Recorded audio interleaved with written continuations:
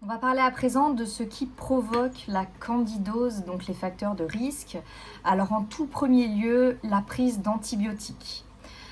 Pour sûr, si vous avez souvent pris et ou eu une prise très tôt dans votre vie d'antibiotiques, de même si vous êtes né par césarienne, puisque vous n'avez pas eu le microbiote de votre maman, vous avez beaucoup plus de risques d'avoir de la candidose et que le candida albicans ait pris le dessus dans votre microbiote. C'est aussi valable pour les accouchements voix basse, puisque si votre maman avait une candidose et même pas forcément une mycose vaginale, mais une candidose, elle va vous transmettre son microbiote. Et auquel cas vous pouvez avoir du coup dès la naissance une candidose, malheureusement. De même, si vous avez ou si vous prenez la pilule contraceptive, c'est un facteur de risque extrême de développer une candidose puisque ça perturbe l'équilibre entre les bactéries et les champignons bénéfiques pour notre corps. Ainsi que les inhibiteurs de la pompe à protons, vous savez, ces médicaments antiacides, l'oméprazole et toutes ces molécules qui sont, aussi le Gaviscon, le cimétidine, toutes ces molécules antiacides que l'on prend pour les brûlures d'estomac par exemple ou le reflux, sont des facteurs de risque extrêmes de la candidose. Et selon moi, ce sont vraiment les inhibiteurs de la pompe à protons, des choses à ne jamais consommer. Autant les antibiotiques, parfois nous n'avons pas le choix puisque c'est nécessaire et parfois ça peut être même vital. Mais pour ce qui est d'une pilule contraceptive ou des inhibiteurs de la pompe à protons, il y a bien d'autres alternatives. Donc voilà, réfléchissez-y parce que la candidose, une fois qu'on l'a, c'est très difficile de s'en débarrasser et ça fait des ravages.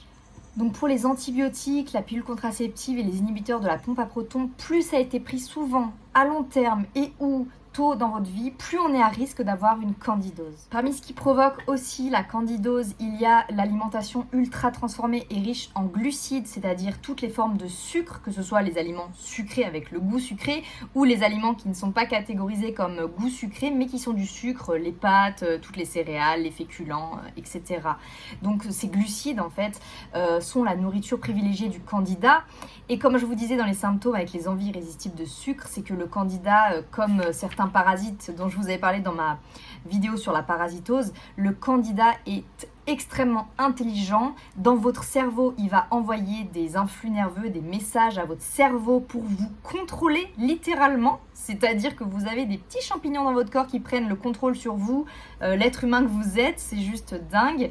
Et donc, ils utilisent la voie du nerf vague pour envoyer au cerveau un message d'envie de sucrer ou d'alcool.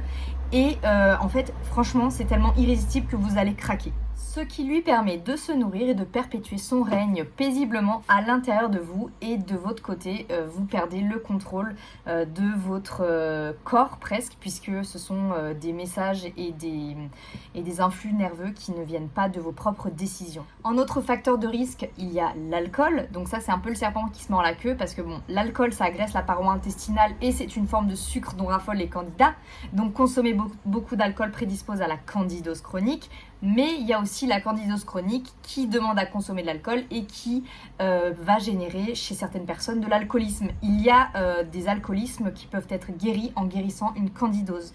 Donc vraiment pour les gens qui ont des problèmes avec l'alcool, pour les gens qui sont alcooliques ou même l'alcoolisme mondain, enfin voilà, je sais que c'est compliqué de s'avouer alcoolique, mais pour ces gens qui ont un attrait vraiment important avec l'alcool, si vous voulez faire un protocole pour guérir de votre candidose, vous risquez vraiment de vous rendre compte que vous n'êtes pas alcoolique et que ça va résoudre beaucoup de problèmes. Donc voilà. Le blocage du nerf vague, ça bloque le système immunitaire et digestif, donc ça génère de l'inflammation, donc c'est aussi un bon terrain pour avoir une candidose. Et la dominance œstrogénique, donc ça je vous l'ai dit, ça fait partie des symptômes et des facteurs de risque, c'est un cercle vicieux, puisqu'en fait les œstrogènes sont des dopants pour les champignons et inversement. Voilà, donc raison pour laquelle il y a plus de mycose vaginale quand on est sous pilule, puisque du coup on a plus d'apport d'œstrogène, et pendant la grossesse, puisque pareil, il y a plus d'œstrogène. Voilà.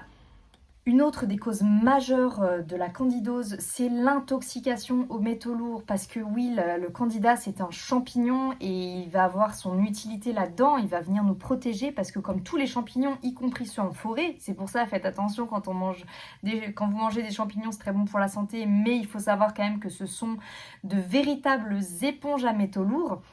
Donc le candida va venir nous protéger, va venir séquestrer les métaux lourds, puisque comme je vous l'ai dit dans ma vidéo à ce sujet, on se les injecte, on les mange, etc. On est vraiment polyintoxiqué aux métaux lourds à tout va, que ce soit par les médicaments, les vaccins, la nourriture, les poissons, etc.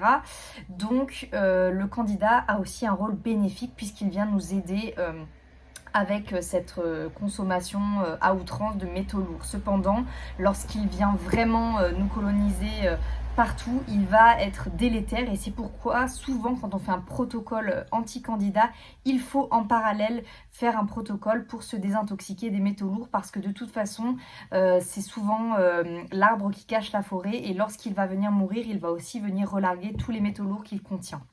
Dans cette vidéo, nous avons abordé les causes profondes de la candidose, ce qui la provoque, et dans la prochaine vidéo, parce que j'ai choisi de faire le sujet de la candidose sur une trilogie, nous aborderons le fonctionnement, ce qu'est cet organisme vraiment extraordinaire, à la fois bénéfique et délétère selon sa forme et surtout comment on s'en débarrasse parce qu'il est très important de comprendre son fonctionnement pour savoir comment s'en débarrasser. Donc allez écouter la 3e vidéo qui est selon moi la plus importante. Merci, au revoir.